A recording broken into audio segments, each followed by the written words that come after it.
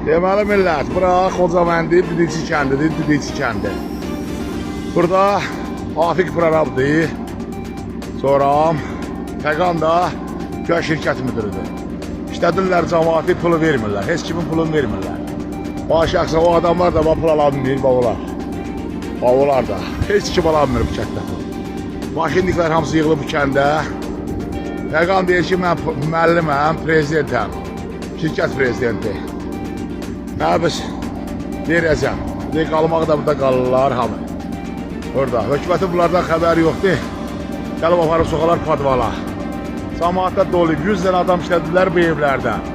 Bu evlərdə hamısından, Allah'ın olsun, bu evdə işləyən də pulunu almayıb. Bu evdə işləyən də pulunu almayıb, Allah'ın olsun. O bir evdə işləyən də pulunu almayıb.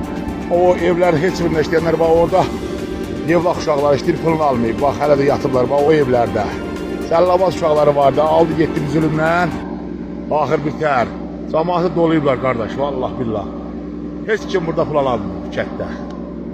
Takip atmağı unutmayın dostlar. O deyib, o kişilər də pul alamır, bəli.